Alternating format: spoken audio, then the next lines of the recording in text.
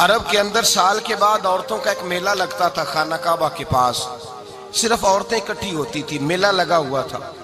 ایک تورات جاننے والا یہودی عالم بھی آیا ہوا تھا، وہ بیبیوں کے مجمع پہ نظر ڈال کے کہنے لگا، بیبیوں مرد کا کام تو کوئی نہیں عورتوں کے مجمع میں بات کرنا، لیکن میں تمہیں ایک پیغام دینے لگا ہوں، اللہ کے آخری رسول جو مکے میں پیدا ہونے والے ہیں ان کے آنے کا وقت قریب آ گیا ہے۔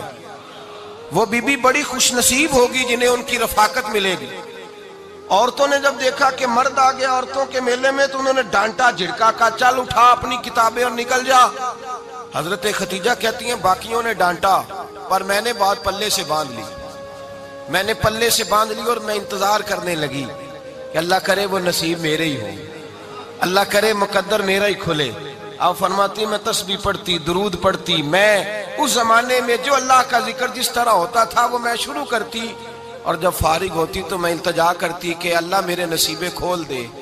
کہتی ہیں آہستہ آہستہ آہستہ آہستہ میں حضور کی تعریف سننے لگی، آہستہ آہستہ تعریف سننے لگی۔ نبی پاک صادق ہیں، امین ہیں، سچے ہیں، دیانتدار ہیں، اس برے اور میلے معاشرے میں بھی وہ سب سے اعلیٰ بھی ہیں اور سب سے اجلے بھی ہیں، وہ سب سے پاکیزہ ہیں۔ میں سننے لگی تعارف، آہستہ آہستہ میں ان کی گرویدہ ہونے لگی۔ ادھر نبی پاک صلی اللہ علیہ وسلم اپنے چچا جناب ابو طالب کے پاس رہتے تھے، قحط آ گیا، حالات بگڑ گئے۔ حضور سید عالم صلی اللہ تعالی علیہ وسلم سے چچا کہنے لگے بیٹے اگر مال تجارت لے کے شام جاؤ تو بڑا نفع کماؤ گے، ہمیں ضرورت بھی ہے، اور اگر ہو سکے تو ختیجہ کا مال لے کے جاؤ۔ نبی پاک نے کہا چچا میں نہیں کہوں گا کسی سے جا کے، میں نہیں کہتا کسی سے جا کے، جو میرے نصیب میں ہوگا میرا رب خود عطا فرمائے گا، میں نہیں کہوں گا۔ مصطفیٰ نے تو نہیں کہا۔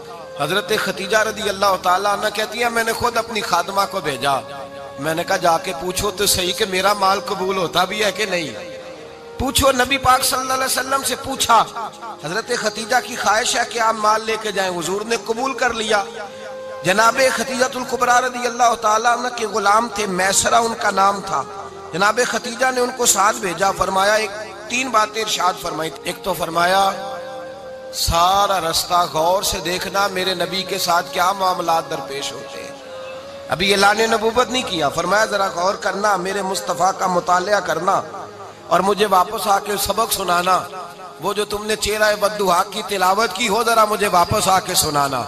جنہاں نے دل پر جانی ڈٹھا ہو وکھیاں ہی تک لیاں، تو ملے ہوں تے ساجن ملیا ہوں ناسا لگ پئیاں، ذرا جا کے نا تلاوت کرنا اور مجھے دکھ۔ اور دوسرا فرمایا تم میرے غلام ہو تو مصطفیٰ کے بھی غلام بن کے رہنا، میں سنتی ہوں کہ کردار کے، افکار کے، نظریات کے، عظمت کے بلند و بالا، وہ جیسے کہیں ویسے کرنا۔ اور تیسری حضرت ختیجہ نے نصیحت فرمائی، فرمایا محمد ابن عبداللہ صلی اللہ علیہ وسلم کی رائے سے اختلاف نہ کرنا، یہ چلتے ہوئے معاہدہ کیا، جو وہ کہہ دے سو کر جانا۔ غلام کہتے ہیں میں ساتھ گیا، باتیں میں نے سن لی، لیکن جب سفر شروع ہوا نا